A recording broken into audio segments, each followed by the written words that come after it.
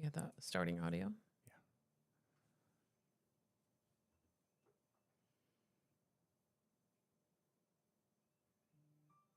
Welcome to Sober Mind Rewind.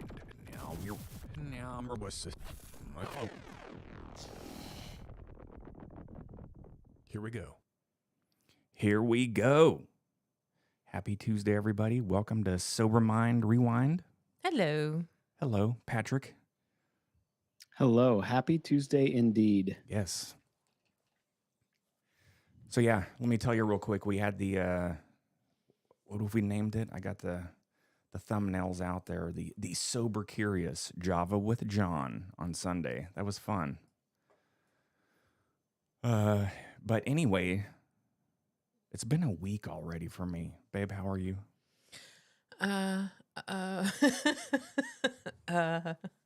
That's about how I am. Yeah, I hear you. Patrick, what's shaking? What's cracking? Yeah, it's still processing, right? Check back in a little later. Yeah. I did hot yoga earlier today, and then I think I left my brain kind of melted in the room. So we'll see how it goes. Yep. I was away this last weekend, as some of the viewers or listeners noticed. It was with a kind of more or less a retreat. A friend had a 40th birthday party, and we kind of just did, these were old college friends, so we just kind of hung out. It was an experience, to say the least. A lot of good friends, but they're still squarely in the ritual of imbibing alcohol. So it was Was this your first get together without you drinking? no, Oh, okay. I had done a couple before, so So it wasn't definitely your first rodeo. wasn't my first rodeo. And I had a lot of tools in the toolkit, so to speak. So, Good deal. and there's a lot of things to do otherwise, and it was a good sized group. So otherwise I wouldn't have gone. Yeah. Don't put yourself in that situation if you don't have to. Right. That's a good point. Indeed. Okay, we are going to get into the subject matter that we're going to discuss. However, I don't think there's any music coming through the stream because I don't see it going. But you know what? We don't need it. We're just going to talk. We'll figure that out later. I think when I We'll just canceled do a lot. yours out, Patrick, it was like I'm canceling it everywhere. This is why we can't have nice things. Nope. It's good. Always breaking it. So It's all trial. yeah. But Patrick, you are going to lead this discussion. So kick it off. Take it away. Yeah. So, talking about the trip made me realize I've often talked about modalities of dealing with sobriety. Like, we have behavioral sides to us, stuff that needs to be addressed through therapy, chemical modalities, these are prescriptions and stuff like that. And then also physical modalities. One that worked for me, or that was very beneficial, was just a lot of the behavioral stuff. And I'll get into what that means is I struggled at first because I thought I could just like white knuckle it, and by that means I can just sheer will this, like I am going to stay sober, right? Yeah. And inevitably when that fails is like you think you're a shitty human being or a person of weak will. Yeah, you're a failure. Right? You're a failure. I was supposed to will myself. I am so powerful that I can just will myself into this. And I struggled for a long time to understand what was really going on. And Annie Grace's book, The Naked Mind, kind of pulled back the veil on this a little bit. And then there were other books that speak to this a little bit more. One is called Atomic Habits by James Clear. And then In the Realm of Hungry Ghosts by Dr. Gabor Mate speak to this a little bit more. But ultimately, with our addiction and how we, for me, why I picked up alcohol is it becomes a behavior.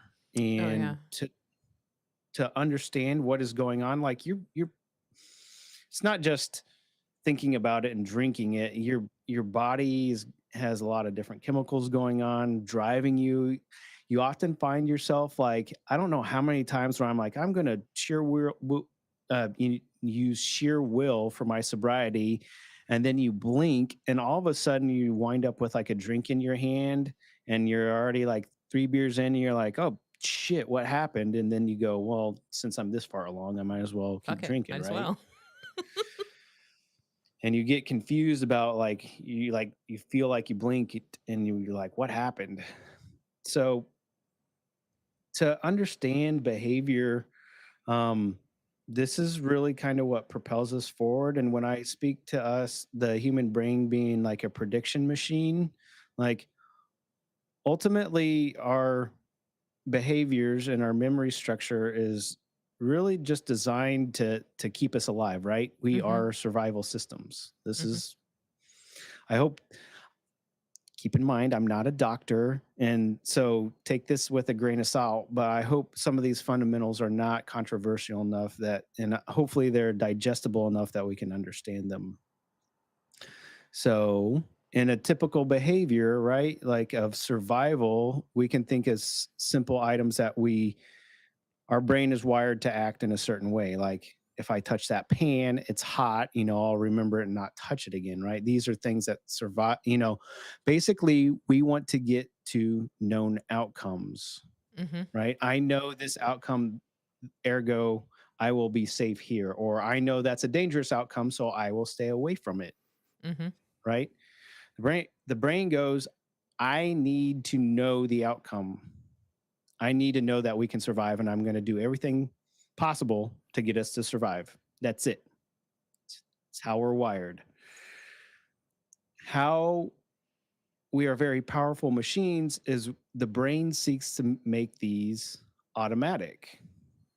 And what I mean by automatic is these are features that allowed us to develop. If I'm hunter gatherer and I find a set of berries or whatever, and I eat them, and I realize that they're good, they don't make me throw up or anything, and that they give me nourishment, I'm going to make that a repeatable action, right? I'd Mm-hmm. stick that in my catalog, and then like I act on it. And habits make these things shorter and more automatic, so you don't have to put in as much effort. So not only is it trying to make you survive, it's trying to do so with the least amount of effort.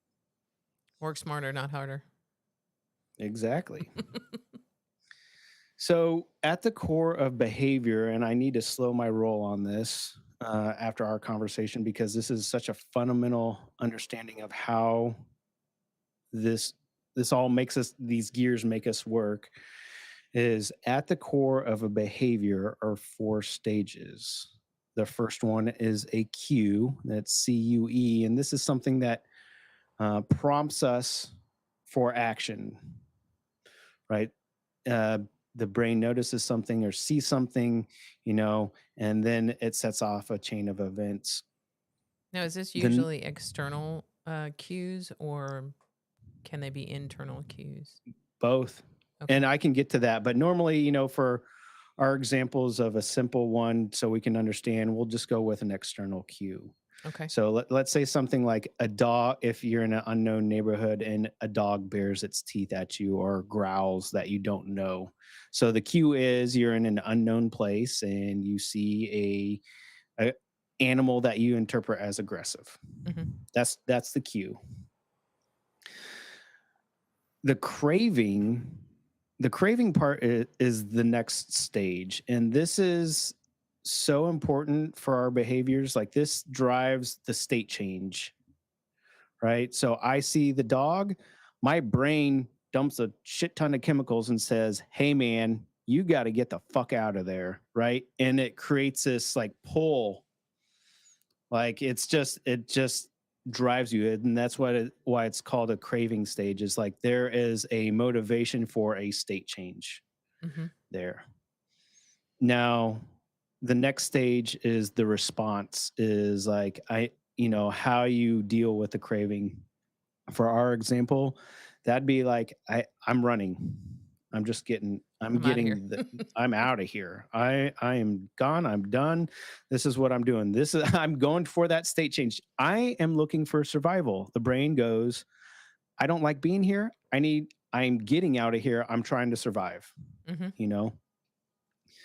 And then the final stage, so we have cue, craving, response, and to reinforce this is the reward. So all these have to happen together at once in a repeatable fashion, or else a habit doesn't get made. Hmm. So the reward for that is, hey, I survived. Hey, I'm not as stressed out. I'm in a better place. I'm still living. I'm safe. That's the Yeah. reward. So the next time you're down a dark alley or something, or you see a dog bare its teeth, you know, you can play the sequence over again. And the more you do that, the more that behavior gets ingrained into you. So you don't have to immediately, like, you don't have to be aware of it. You could get to the point where you just see teeth and you're just like, all right, I'm out of here. I'm done. I know the Right. response. I'm out. And a very famous scientific experiment, Pavlovs dogs Hmm. show this. This is where, a guy who, when he would feed his dogs, would ring a bell. So when the dogs were hungry, cue, the response was they would salivate and he would feed them, right? And then they would feel satiated. So they would be full. So what's important about behaviors is when you make that chain, like, your brain wants to make that as short as possible. As short as possible. Like, you're not thinking about this. We're going to go from A to B. Don't bore us. Get straight to the chorus. I want those feel good chemicals in my brain now. Hmm. So with Pavlov, he mixed the cue of feeding his dogs with a bell. And by doing that, he made the bell the cue. And so he hijacked that habit and was able to make his dogs salivate by just ringing a bell. Hmm. You're like, all right, cool. Yay, Pat, this is biology. Why are you sharing this with us? Because the way it plays out in our brain, like, we can approach this from a biology perspective, but the dialogue that goes on in your brain in those stages is very, very different.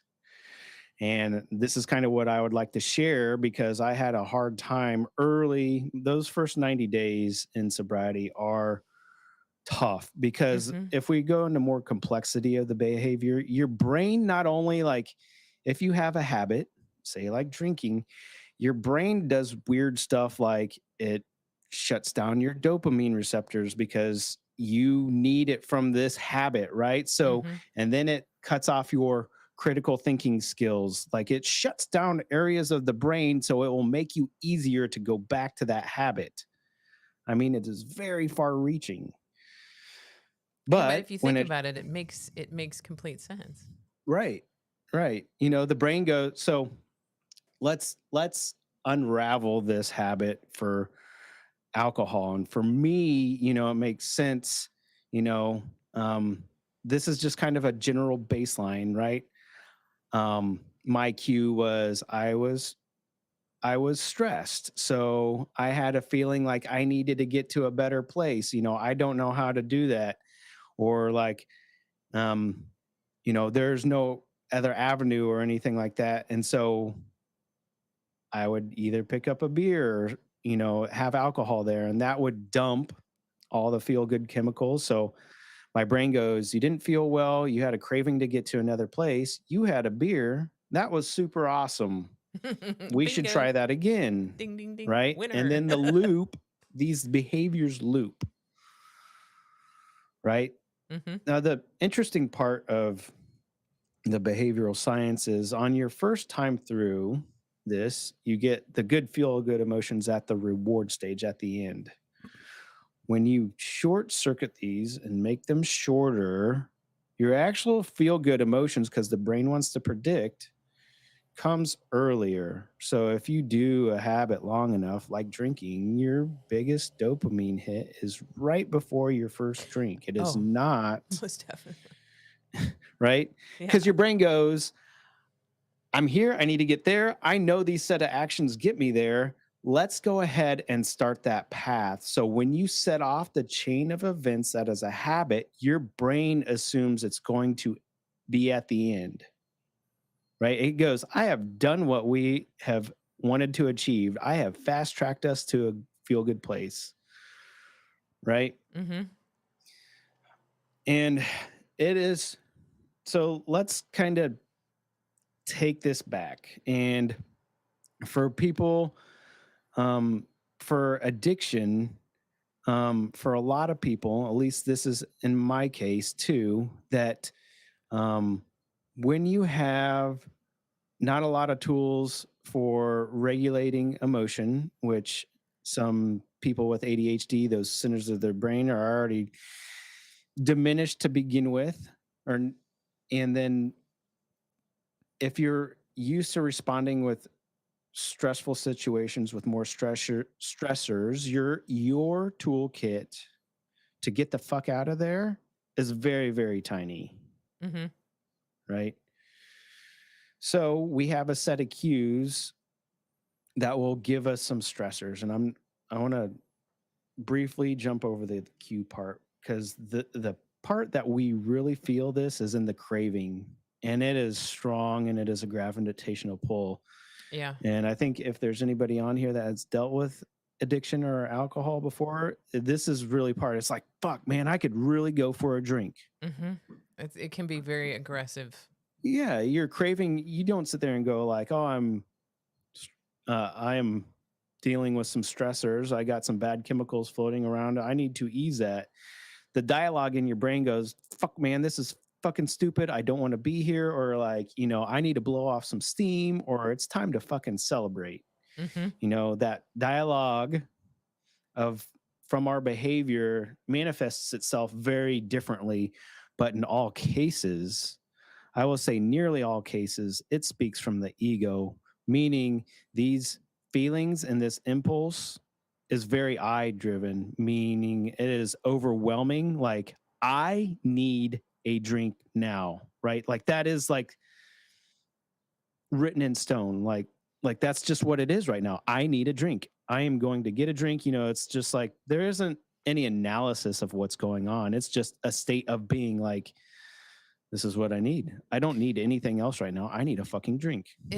I don't know if it's actually, well, it seems like it's penetrated into mass society, into collective knowledge, because you see it in commercials, you see it in TV shows, you see it in on TV and on the radio. You've done this. Let's celebrate. Let's have a beer. You've had a rough day. I need a glass of wine.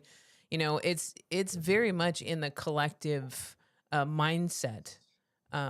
If you love your mother, you should have some Bacardi. Right. No, that was Crown Royal. It's funny that you guys bring that up, because out of that craving, at the core of it is a false sense of urgency. Yeah.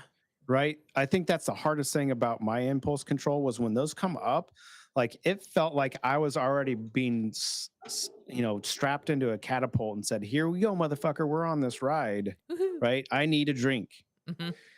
And so, and then the response is to put that drink in your hand. Right. And when you get good at drinking, your time between your craving, response, and reward, that window can get compressed into a matter of like that. Yep. And that's why you're kind of like, what the fuck? I was trying to stay sober. What the fuck just happened? Right? You have to pardon my kids are on spring break, so I got a party going on upstairs. Good ambient noise. Right? Well, we already heard about the ice cream, so we know that you guys are partying hard. Hey, Patrick, I don't want to take you way off track, but can I pause and throw in? So you and I experienced some of this. Okay, let me gather my thoughts. The cue, I'm gonna celebrate, or I'm gonna have a drink, or I'm in this situation, so this is what I used to do, so I'm gonna have a drink. Judy and I found ourselves, this makes a lot of sense now that I think about it. Judy and I found ourselves at a party with it's Sarah and Emily's in-laws. Oh, we were at a The- first birthday party. Yeah, the birthday party. And we went over there, and there was people. There were a bunch of normal drinkers. There were a bunch of Sarahs. No one there was going to be getting hammered like we were, but No. we were into our sobriety probably, I don't know, 5-6 months, if that. Mm-hmm. And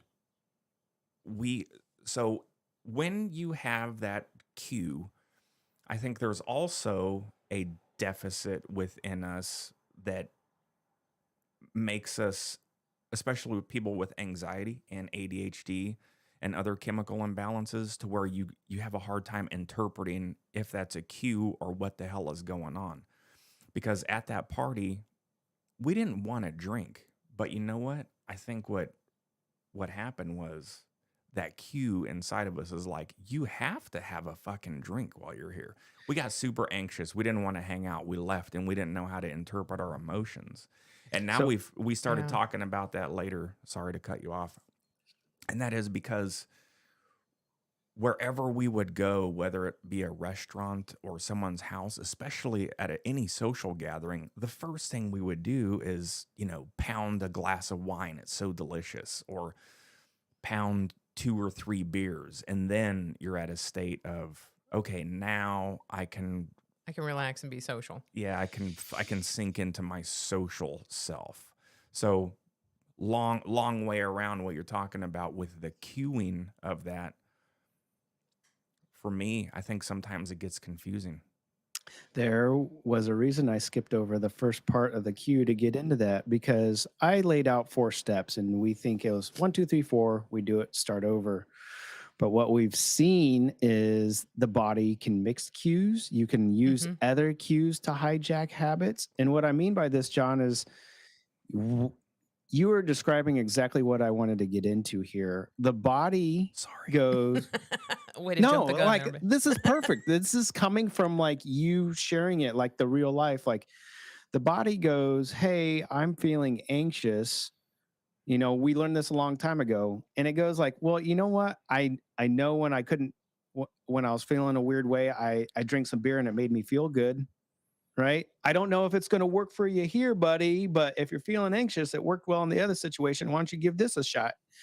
And then boom, new cue, new cue, old habit.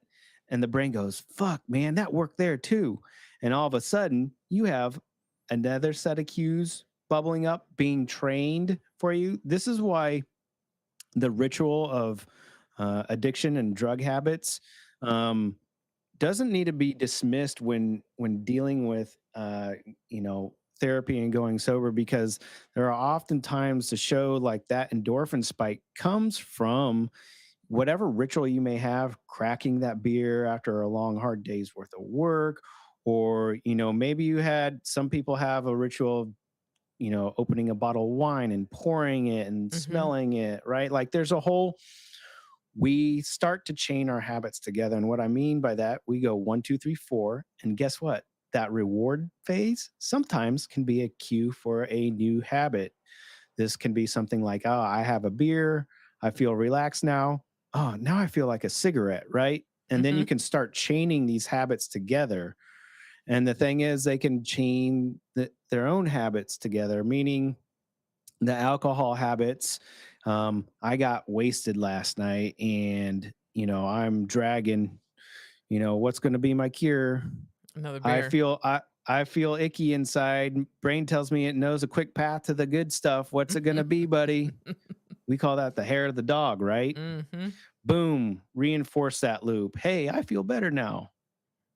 Yeah, I think for me it was the crack open a beer, and what's going to make it even better is to go and have a bong hit. So, one on top of the other.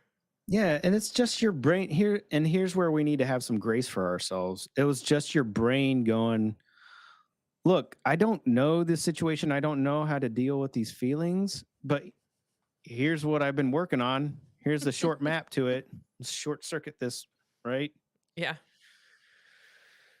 So my point with this is they become so automatic that pull is so urgent, and you feel like you get 5 steps down the road without even thinking, and it's like, well, how do I bring awareness to this? Because I can't be in 100% state of awareness. I can't be like on alert the entire time, right? Mm-hmm.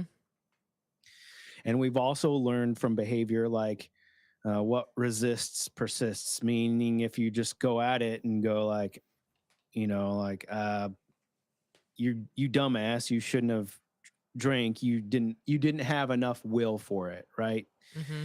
That is not, at least in my sense, it was not a good approach, right? Because I could shit all over myself all day long, and that created the new loop.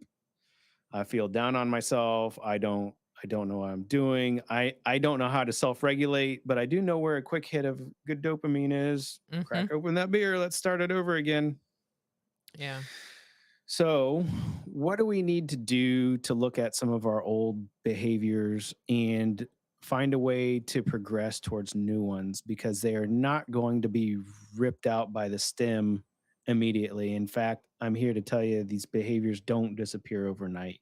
And I think developing a dynamic toolkit to help deal with them is critical on the path of sobriety. This looks different for different people, and I'll show you how many different languages this approach takes. But eventually, with cue, craving, response, reward, we want to prevent the cues. We want to abstain from the craving. Then we want to cultivate new responses, and then we want to keep new rewards to reinforce. So this is PAC. It's a nice little acronym to carry around. So how do we get to that point from cue, craving, response, reward if that is so automatic?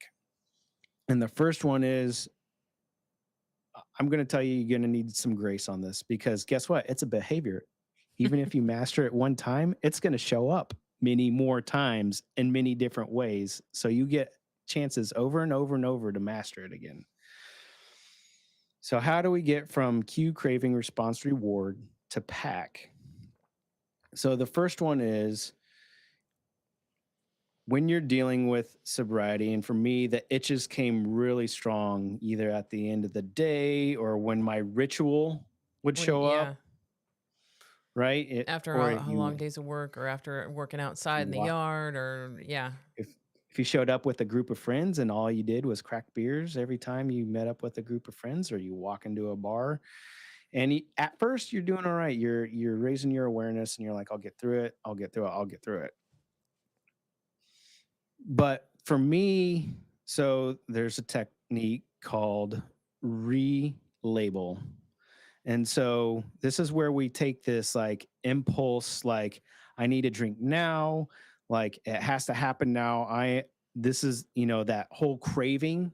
So you really don't know what's early in sobriety, you don't know what's going on. You're not going to be able to read cues. I'm going to tell you that right now, because that's part of the hard work. You're going to catch these things when the craving comes on. And sometimes you won't. Sometimes you'll be a little bit further. But for the most part, you can catch it when the craving is. So you're already set on this behavior. Know that you've already put yourself on this train to where your brain wants to get to an outcome. So it's going to fight you the entire way. So what we need to do is relabel our cue. Since we're in the middle of a craving, we need to be able to give ourselves the grace to say, like, look, this too shall pass. I'm saying this is an urgent need right now, right? I need to drink. Is this I need to drink, or is this my brain telling me that this has to happen right now? Where is the sense of urgency, and what's going to happen if it doesn't? So, techniques around this is, breathing techniques, or like giving yourself some space. My favorite early one was just getting the fuck out of there. Like if I was at a bar or whatever, if you're in the middle of that ritual and you feel that craving come in, just relabel it to get yourself some space. Hey, this is me not in the right headspace, go. Just eliminate that whole set from you. And that is such a powerful technique. So if we So you're can basically just relabel, removing yourself from that atmosphere. Yeah, and the relabel portion um, is trying to invoke the observer in us, right? Since the craving is so I, you need to do this now, now, now, now, survive, survive, survive. The relabel is really meant to just like bring in the observer. If you've done any meditating, you can't just say like, oh, I need to bring up my observer, he's going to sit on my shoulder and he's going to be right there. Okay, ready, go. Yeah, You no. have to like That takes right. practice. That takes practice. Takes a lot That of takes practice. practice. That's another habit. Yeah. That's another habit. So you're going to have to give yourself practice on this when your craving comes up. And, like I said, breathing techniques, counting techniques, but just give yourself some space to realize that it's not that urgent and find a way to reposition yourself for that. Yeah, for me it was realizing that my brain's lying to me. My brain lies to me. It doesn't always tell me the truth. So I just need to realize, okay, is this a lie or is this the truth? And I Yeah. just have to pay attention and say, okay, this is a complete lie. So we're just going to either ride this through or move on to something else. So play the tape forward. That's another great technique. Brain says, this needs to be now. I'm going to get us to where we feel better. And then you go, well, are you really saying we're going to feel better? Like, I may feel good for like 5 minutes, but, puking like whatever the peanut butter screwball schnapps thing is and coming through your nose, getting your face pressed into the toilet seat or what. Yeah. Like, is that really feeling better? No. Right. Play the tape forward helps you separate that urgent need and bring in the observer. Yeah. And there's many more that around this. So I'd be interested to hear what people have. Yeah. Go ahead, Patrick. Finish your thought. It did. I left it right there. People are going to jump on this. They're like, who are these two people with the professional psychiatrist on? Not me. You said something that is also another habit that takes a lot of practice. You said, you're at a place, bar, whatever, and you start to feel uncomfortable and you leave. That's very powerful, but I think a lot of us also get stuck in this bizarre social mediocrity of that too. We were at another birthday party, coincidentally, a couple weekends ago, and there was nobody drinking there. It had nothing to do with it, but Judy started to feel anxious, just uneasy, and just didn't want to be there anymore. Sorry. So my anxiety was kicking up. There was really nothing. It was a very social time. We knew everybody there. It wasn't like I was, everything was completely foreign. It was just my anxiety started kicking up. Your body goes, I don't know this. I don't know this situation, right? I'm very uncomfortable right now. So we left, but there's this bizarre, I even had to ask the friend, like, hey, do we have to say goodbye to everybody or how does this work? One of the other friends was like, just walk out, just go home. And so the other thing that I wanted to talk about real quick was the bar scene. That is just not my scene at all anyway. It never really was like a bar when I drank. I like to sit down, watch TV, eat some food, and talk amongst friends, not do shots. shots.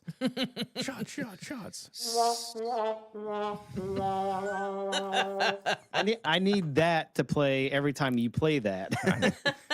So, I'm all over the place. We have to give ourselves grace to be selfish also as we go through a lot of this rediscovery with ourselves. We don't have to be complete jerks walking through society, but we have to allow ourselves to go, you know what? I need to give all of this focus and attention to me right now. So if me not being in this situation right now is going to make me better, then fucking eject from it or don't go there at all. And about, I don't know, October of last year, I was at a work function And it happened to be at a bar, a little miniature bowling. By the way, if you guys have never heard of miniature bowling, it's a pretty interesting thing to go observe. Did they have mini beers? No, they had, Okay. but Yeah, they're people, called shots. yeah. Yeah. I was there for a bit, and after a while, I don't know, half hour, I didn't like being there. It wasn't necessarily because we were in a bar, but I'm still going through my sobriety, and I'm an introvert, and what re-energizes me is being alone and reflecting and relaxing.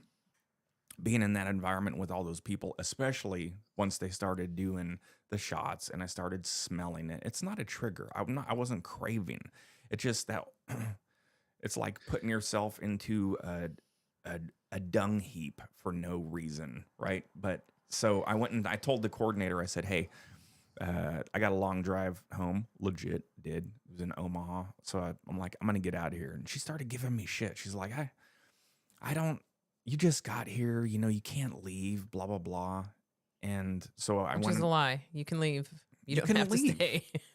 Excellent point, Judy. Thank you. Just cut right through that. But there's, man, the whole going out and going to party and that whole thing that I'm talking about is exhausting sometimes. So I went around and I said goodbye to a couple people. I went back. I said, "Hey, so I'm out of here." She gave me the same shit again. I turned around and I said, "Listen," and this was my opportunity to sort of alcoholic shame somebody. I pulled her aside. I said, "I'm a recovering alcoholic. I don't feel comfortable in being in this bar with people doing a bunch of shots, so I'm leaving." And she's like, "Oh my God, I'm so sorry. I'm so sorry." I'm like, I shouldn't have had to done that, and that's really not the reason. That was a lie, but I didn't want to go. I'm an introvert. This fucking place is killing me right now because I don't want to be here. But we have coincidentally, it's at another bar. We have a work function coming up tomorrow, and people are invited to this happy hour. Guess what, chicken butt? I'm not going. And you know what? People will be like, "Hey, why weren't you there, John?" And you know what? For me, that's kind of a thing because what was I all the time like, "Oh, John, wait till John gets here and starts having a couple Yeah. drinks and is telling Life of the party. stories. Oh yeah, man, John's the good time." Like, well, I still am, just in a different fashion. So let's marry some topics that we've talked about before. So when you're in that craving stage, I said it's very ego driven, right? Mm-hmm. I want to feel safe. I need to get, me. And when you marry that up with the inner critic, you can say, I need to get out of here. I need to take care of myself. And then he, just like the addict that he is, he just looks around and he goes, "You know what? Fuck you. I'm going to haul us across the finish line here." He's going to look at you. He goes, "What would the other people think? What would they do without you here? You need to stay. Mm-hmm. They won't think of you the same. John, you're the life of the party. You got to say." And that is really at the core. He's just hijacking everything to go like, "Look, motherfucker, I know we will feel better for at least 5 minutes at the end of this. I'm dragging you there kicking and screaming." Mm-hmm. And that's where the inner observer, it is a technique that you have to grow for sure. But stripping its power away, taking the urgency away, putting your health and care first, and saying like, playing the tape forward and knowing like, look, I don't need to be here. Mm-hmm. If it's that much trouble for me, I don't need to be here, right? Like that's a wonderful technique. Yeah, and my therapist told me something that took a bit to resonate when we were doing talk therapy for the panic attacks that I was having, and she was giving me, I won't get into the whole long coaching portion of this, but I would give examples, especially for work functions that I would feel really uneasy in. And she said, what happens if you just leave? I'm like, well, nothing really.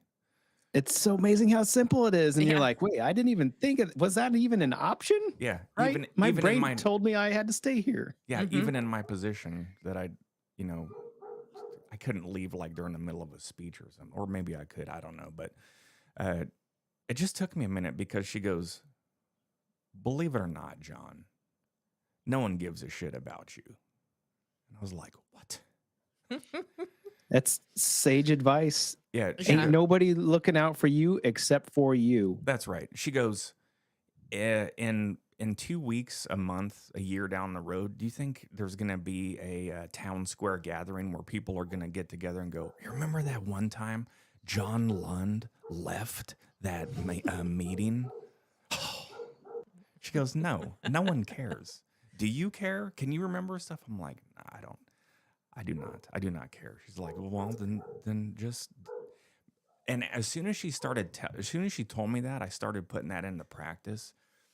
And it was almost like once I got to gatherings and stuff, I could just be like, You're disarming that urgency. You're disarming that ego. yeah, Like because it made you feel so urgent, and you're like, wait, you given the tape forward 2 weeks ahead. Is anybody really going to care about this? yeah, but it gives you the freedom. It's like a pressure reval. For me, it was a pressure release, and that is that I could go to these functions and I sit down and I wouldn't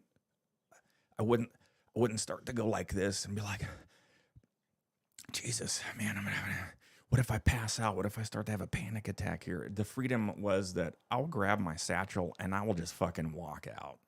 I was Yep. like, oh, much more calm now. Mm-hmm. So we're and coming then- up. Sorry, then Go ahead. even in like a corporate environment, you have to. There's people that have issues. There's people that have medical issues. There's people that have mental issues, and it's something that we have to remember. And that is, I don't know. It's tough to describe that. If I were to leave, I'm not going to get into what I do and how bizarre it'd be if I just left. But if my bosses were to come to me or someone question like, "Hey, what's wrong with you? Why did you leave?" And I would just straight up say, "I suffer from a panic disorder." So if we want to get into a whole medical discussion, then that's going to have to involve someone else. But Or here's my other favorite. Do you want to discuss why you had to leave? No. yeah, No. It's Yeah. work. No. So we're coming up on an important point. So we've learned how to disarm that urgency, by relabeling it. Mhm. The next part for the craving, to understand the craving phase, is and move that to abstain in our pack model, Mhm. is to reattribute. And this technique is so now we said, well, this isn't urgent. This, I don't have to do this. Now you disarm it even further and say, like, again, bringing in the observer, and you can say, I feel uncomfortable at this bar, because I have anxiety of either meeting new people or being in a new situation, right? That's all this is. Or, I am feeling uncomfortable now because I normally had a beer in my hand and my body's just used to that. So it's freaking out. So we have to not only now we disarm it, now we fully disrobe it to like be like to reveal what it's like kind of really driving at. And another technique from this reattribution, one of my favorite is halt. Now that you've given pause, are you hungry, angry, lonely, or tired? This is part of that technique to be like, you didn't need a drink. You were just angry. You didn't need a drink. You were just lonely or tired or even hungry, right? Mhm. Mhm. This is what I talked about, mixing cues earlier to set us on other habits. When you reattribute, this is being able to. So the first one just kind of gives pause to it. This reattribution changes where it comes from. So before we were taking all these cues and they were all saying, hey, Q, drink. And then now you're saying, actually, this cue was kind of for me to be hungry. So maybe I should, have that Snickers bar, give it about 10 minutes. well, you have to call me out, Patrick. That's my Yeah. jam. Yeah, right. And then see where I'm at, Yeah. right? Or instead of, if you're thirsty, same thing. Grab some water. Grab a LaCroix. You may have just Yes. been thirsty. Yep. And that moves into the next technique, and we'll get into that more. But another good technique for the reattribute for space is walk. You know, if you're feeling anxious, your body is pent up. I have energy. I don't know what to do it. If you have the ability to go walk, walk. I don't care if you don't like it, walk. Mm-hmm. You know, you're just walking and breathing.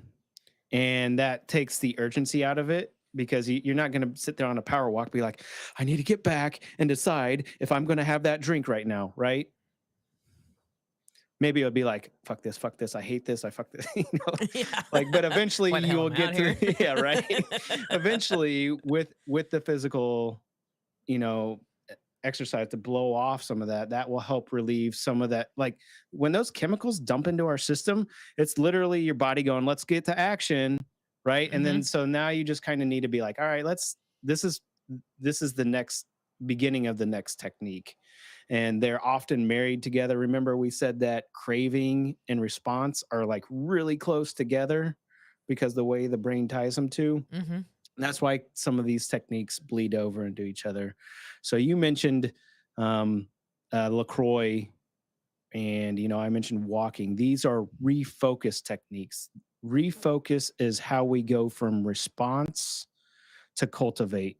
So if you have a certain craving and your only response is to drink, then you're going to reinforce that over and over. But if you build your toolkit over time, takes practice, substitute that beer with a fizzy drink. Mm-hmm. You're not going to like it at first, but I guarantee you, as a habit, the more you stick with it, the easier it will get. If you build your toolkit out, I feel stressed, I'm going for a walk, right? Distract yourself. That's one of my favorite ones. Can I do this for 15 minutes? I'm pissed off. I need a drink. I don't care. Go brush the driveway or go sweep the driveway. Mm-hmm. You know, go go do something. Go Yeah. not drink. It's like a Right? redirect. It's exactly that, because that's what your response is. And what you're doing is it's not just an immediate redirect. What you're doing is cultivating your toolkit to respond to your craving. And that's important. While at first, I struggled at first because I thought I was like, I'm just going to distract. I'm going to distract. I'm never going to get rid of this feeling. I'm always going to be in a state of distraction, right? Like I'm just trying to escape that feeling from drinking. But eventually, when you build out your toolkit, you know, you begin to dissociate, you begin to take apart that cue, craving, response, reward that always led you to that drink. And you're just picking it apart at each stage there. And that toolkit for the response mechanism is very important. Yeah, I think I'm on a LaCroix case a day habit right now. And you know what? Sometimes these are not great. For me, my first 9 months, I ate a lot of sugar because, you know, the way the chemical imbalance was, I Well, was your body's also ravenous. trying to feed all the carbohydrates that you had when you were Yeah, that you got from right? drink. So it's like, oh, sugar, another carbohydrate. Let's go. Right. I was loving this, you know, fucking stressed out. I'm going to crush that bag of Reese's Pieces. Hell yeah. Woohoo! And then people want to be like, oh, that's bad for you. And at this point, I align with harm reduction. And this is like another way to say this is if you're lost at sea, hit the shark fucking closest to the boat, right? If you're going to Nice. get on yourself about eating a bag of Reese's Pieces, like, come on, you just successfully diverted yourself from a drink. That is a victory. You're never going to go around and tell everybody, I fucking ate a bag of Reese's Pieces. You know, they're going to be like, well, why are you bragging about that? Yeah. But for you, that is a victory. Mhm. And I'm telling people here, when you're in those early days, this is the final step. Revalue. You know, we look for a reward mechanism at the end of our series. You know what? You eating that bag of Reese's Pieces was awesome. Yeah, celebrate. Celebrate that because you did not drink. You know, you going out on the walk and cursing your name and everybody thinking that you're talking to yourself, that was awesome. Yeah. Right? You Celebrate the sleeping, little victories that happen. you sleeping for 16 hours because you didn't know what else to do. Awesome.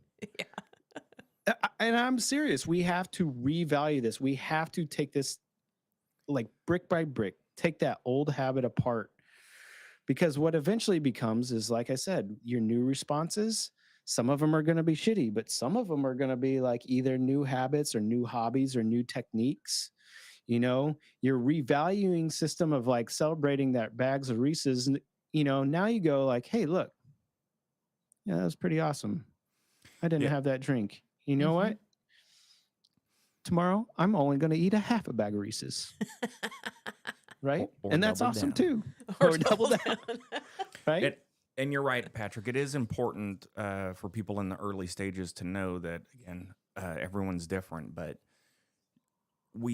I eventually, and it took a long time, probably over a year, to where I caught myself one day be directed rewards in much healthier activities. Like, just being able to focus on woodworking better without being so haphazard about things. One of my favorite rituals to do now is nighttime. Judy and I get into bed. Hold on, there's no steaminess coming from this. We have the ritual of night, get in bed and we read and we're relaxed and we're calm and we're peaceful and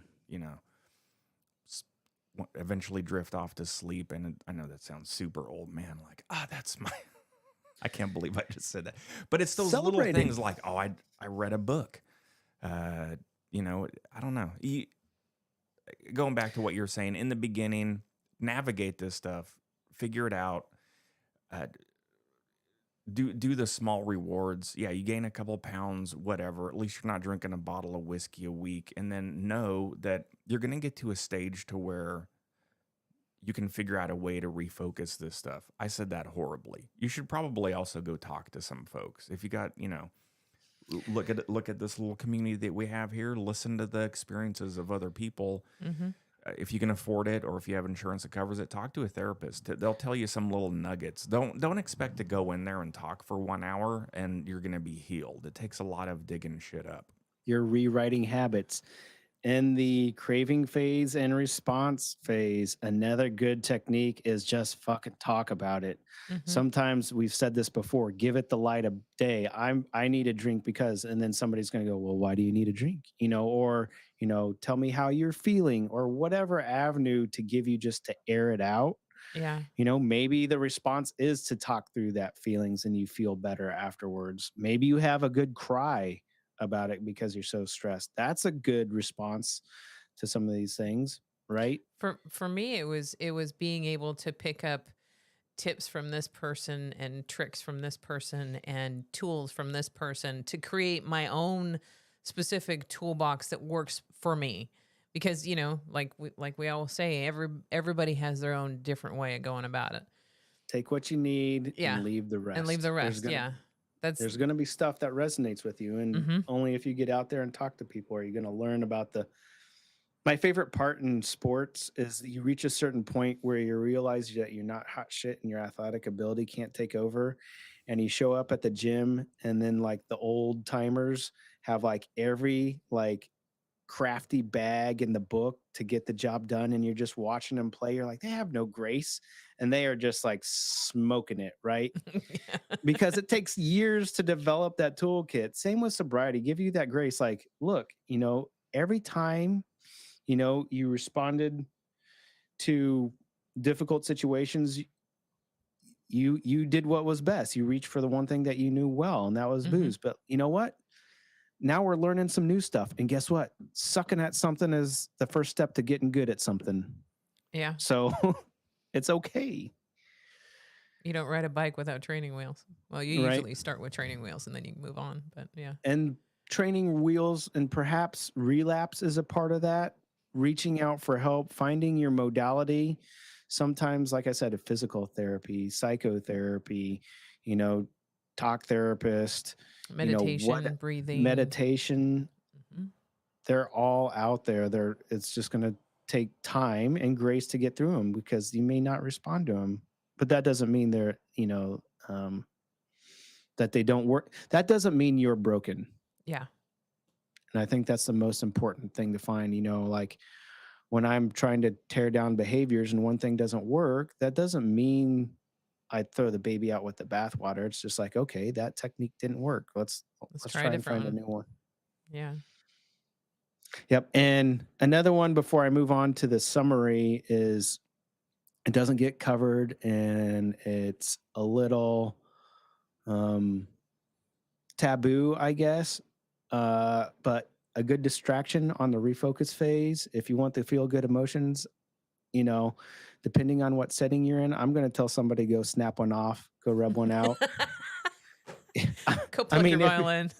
go pluck your violin, whatever. What, as obscene as that sounds, what I'm trying to say is like you are fighting for your life and you're trying to find other good habits. Don't be afraid to use any healthy toolkit in your, or any healthy trick in your toolkit. Mm-hmm. Self-love starts with physical self-love. So don't be afraid of it. It'll distract you pretty well too. Yes. I do caution, don't furiously do it in public. That's a good tip too. Go do it in I private. appreciate that's coming from a true veteran. I appreciate that. Thank you, John. Yeah. All right. Now that we've diverted enough, let's kind of bring this home. So we talked about bringing awareness at different stages and pulling apart the cue, craving, response, and reward mechanism for our behaviors. And we turned it into PAC. So prevent, abstain, cultivate, and keep. The question is, what are we packing for at this point? Mm-hmm. And the answer is for the life that we want. And what I mean by that is when we were in cue, craving, response, reward, we were just a stimulus waiting to happen, meaning we're just responding. Respond, respond, respond. And we're going to get blown wherever the wind takes us. And we're just going to try and survive.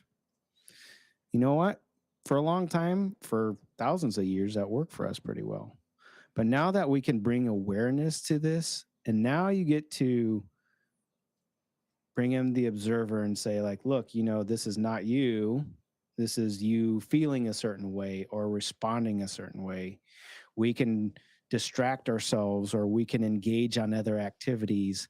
Now you just don't have to pick the activities that achieve distraction. Now that you can pick activities that they distract because you enjoy them, Mm-hmm. because they add to your character or your well-being, right?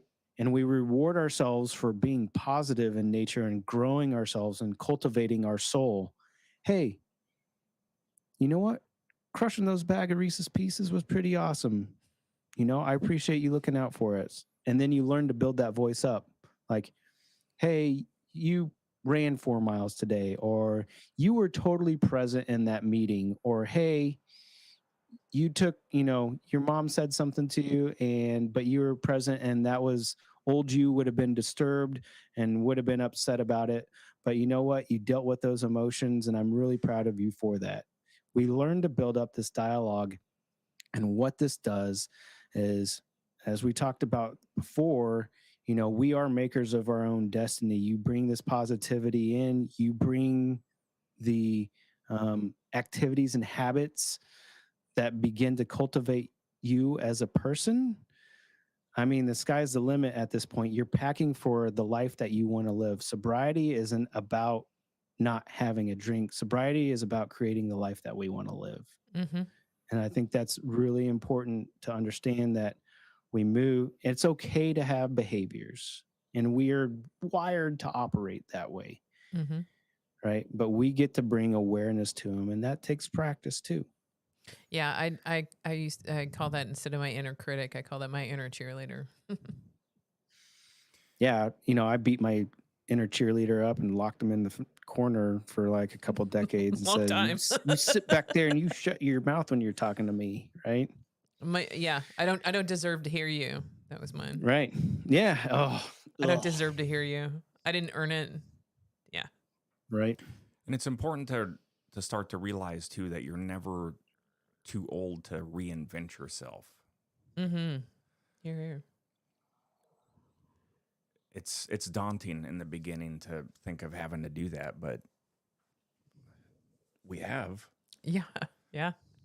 All of us former addicts have completely reinvented ourselves. there's a lot of heartache and a lot of joy that comes with it, and an opportunity to regrow. So it's interesting what identities we attach ourselves to in those behaviors. When I show up at a bar, I'm the life at the party. If I wasn't there, then what would they think of me? Another technique that I skipped over in the response phase, and maybe I need to get better at this too. Maybe it's one that would serve you guys. But one is finding something for yourself. If you're going to a bar or a party or someplace that that you're going to feel anxious, like, hey, look, I know that queue's going to be there. Mm-hmm. What's something for me? What's something for me there? And sometimes it's as simple as like, I'm going to this meetup after work, but you know what? I haven't gotten a chance to talk with Bob in a while. I would really like to sit down and just have a nice chat with Bob or something. Like, I know that he's not drinking, or I haven't played darts in a while. I know that place has darts, right? My Yeah. point is, again, we're not just seeking to survive these things. We're looking to cultivate the life that we want. And that means, like you said, John, sometimes you got to be a little selfish, but like look inward to, is there something for you that you can like help contribute to or for yourself there? Mm. That's a good tool. It's hard.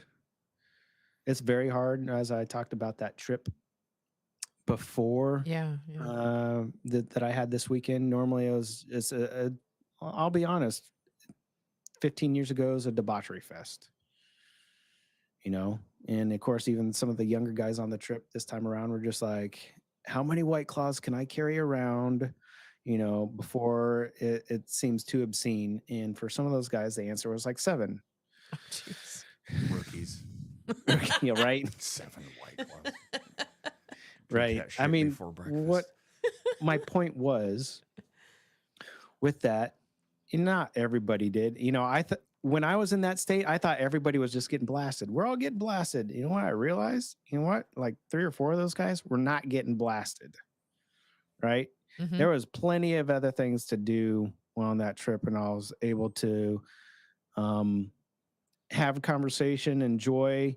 It was kind of like an Airbnb setup. So I got to like, this isn't some people's cup of tea, but I got to like at least take care of the house to the point where it wasn't a sweat when I walked out. Like whenever I was on a bender or whatever, the shame part would be like, what the hell did I fuck up now? Where am I going to get the bill? Right? No, I was like, you know what? Dude's weekend, couple guys, their relationship with alcohol was their thing. But you know what? For the most part, we had a great time together. I was able to take care of it. We were able to enjoy company. At some point, I even had to run out and get alcohol for them. You're like, why are you even sharing this? Because again, 15 years ago, it would have been like, all right, who's the least drunk? I only see 3 of you, and everybody else is like, well, I see 4 of you, right? Who's least cross-eyed. Mm-hmm. But here I got to say, like, you guys all get to sit down. I get to go get the booze, and you guys just sit here and don't break anything, right? And it was nice for me to be able to provide that. So again, providing. It's really nice to actually be a designated driver now. Yep.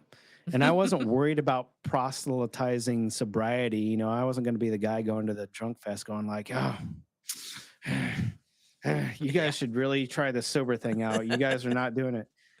You know what? By me showing up and just holding space for them, and like, guess what? That one guy that I'd call the decoy, at the party, the decoy is the person you're like, that guy is getting wasted. I'm just not going to get as drunk as him, right? Then I can keep drinking. The one guy that I thought I had no effect over the weekend, Sunday morning came around, we finished our breakfast, and he's like, hey, I had some questions on sobriety and what's it mean. And you know what? I didn't cure him right there. I didn't say, here's sobriety, go at it. Yeah. But I got him to think about it differently, and he started asking a bunch of intriguing questions. And That's awesome. he may be on that path, he may not. The best I can do is lead and model the way. Mm-hmm. Patrick, did you tell him to tune in to Sober Mind Saturday mornings at 9 a.m.? I did, but I think he was yeah. Yep, I sure did. Whether or not he remembered or not, that's not on me.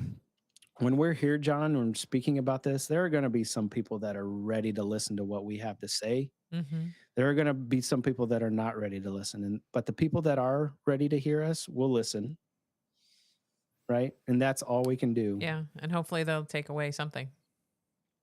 That's the hope. Mm-hmm. Yeah, as we even continue to do this, I still like the fact that we don't, we take it very seriously, which I appreciate. Before we're getting ready, Patrick, man, Judy's like the executive producer, man. She'll start freaking out on stuff. She keeps us in line, John. We need all types. I know, but Takes all hands to make this ship go. That's right. I do appreciate the little community. Man, I know there's some YouTubers out there be like 188 subscribers isn't shit. But you know what? There's 188 people that are wanting something like this to interested in what we have to say. Who know? I was looking for stuff like this and I didn't really find it because you find a lot of medical opinions on things. But having people get together and share their stories and have Michelle chime in once in a while and then have all of our friends talk about their mental health and things like that, I think it's fantastic. So, and this has turned into a really nice outlet for me. I get excited about each and every one of these that we do. And man, Patrick, it's so nice to continue to get to know you. And I think we all complement each other and we share a lot of great life advice and tips. And sorry if we've seemed distracted in here. We ran out of the science diet this morning, so I had to give Nessa her salmon meal food, and she's been in here farting up a storm, man. She is gassing us out big time. What else, Patrick? Is that it? I was just going to say, onward and upward, tooting your own horn. So totally worth it. Toot, toot. And I feel like going to crush a bag of Reese's Pieces. So. All right. Thank you very much for all of this today, Patrick. This has been really, really, this has been awesome. Yeah. This has been awesome. That was the dialogue in my head the first 90 days, right? Yeah. When we talk about our inner chatter that goes on, mm-hmm. that all happens in a space about this big sometimes. So the inner circus. Yep. Yeah, I want to hear other people's stories about the first 90 days, 180 days. Mine was not at all like that. Just I had a different situation. But I'm not alone in what happened to me either. Nope. Mine was pure hell. So and we did it at the same time, and mine really wasn't that bad until I decided to stop smoking pot too, along with stop drinking, and then it became a little bit more of an issue. But still, I didn't have the mental chaos that he had. So it just everybody's different. Yeah. Absolutely. Okay.